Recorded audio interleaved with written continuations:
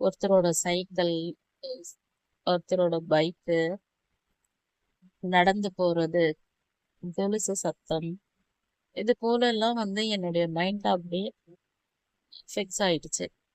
இப்ப இந்த கொலுசு சத்தம் வந்தா இவங்க தான் வராங்க. சைக்கிள் சவுண்டு இப்ப அவங்களோடதுதான். இந்த டூ வீலர் வருதுன்னா அவங்களோடது.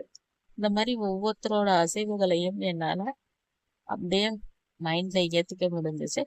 அந்த சத்தம் எல்லாமே இப்பவும் என்னால இந்த ரூம்ல கண்டுபிடிக்க முடிஞ்சுச்சு. வெளியே இருந்து யாருமே வீட்டு உள்ள வரது கிடையாது. மனசுல நினைச்சுப்பேன், அவங்கள பார்க்கலன்னா கூட இவங்க நடந்து போறாங்க அப்படின்னு சொல்லிட்டு. அப்பா கிட்டயும் ஒரு நாள் சொன்னேன், நான் இந்த ரூம்ல உட்காந்துட்டு எங்க அப்பா சேர்ல உட்காந்துட்டு இருக்காங்க, நான் தரையில உட்காந்துட்டு இருக்கேன். எனக்கு யாருமே தெரிய மாட்டாங்க ஜன்னல் வழியா. ஆனா அவங்களோட சத்தத்தை மட்டும் கரெக்டா சொன்னேன். நான் சொல்றேன், அவங்களா நடந்து போறாங்க பாருப்பா ஜன்னல். எங்க அப்பா ஏதோ எழுதிட்டு இருந்தாரு. அப்போ நான் சொன்னதும் ஜன்னல்ல பார்த்தாங்க. ஆமாமா, என் முகத்தை எப்படி கண்டுபிடிச்ச நீ அப்படின்னு. அப்புறம் நான் சிரிச்சேன். அது எனக்கு அப்படியே பழக்கமாயிடுச்சுப்பா அப்படி. அந்த மாதிரி எனக்கு மற்றவங்களோட சத்தம் இதெல்லாம் மட்டும்தானே தவிர இந்த ஃபோன் சவுண்டு இது மட்டும்தான். இப்படியே என்னுடைய வாழ்க்கை போயிட்டே இருந்துச்சு.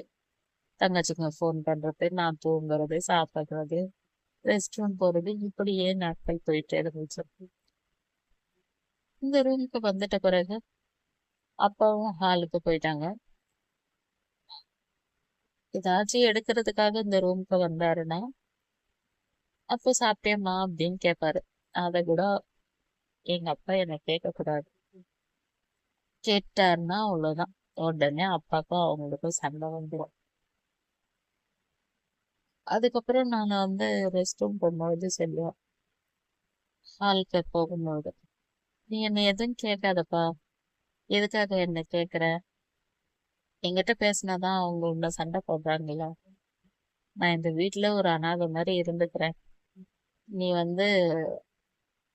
உனக்கு என்ன தேவை? சுடு தண்ணி தேவை, உன்னை பார்த்துக்கிறதுக்கால தேவை, அதுக்காக தான் கல்யாணம் பண்ணேன், என்ன பார்த்துக்கிறதுக்குன்னு சொல்றது பார்த்துட்டு வந்துட்டேன்.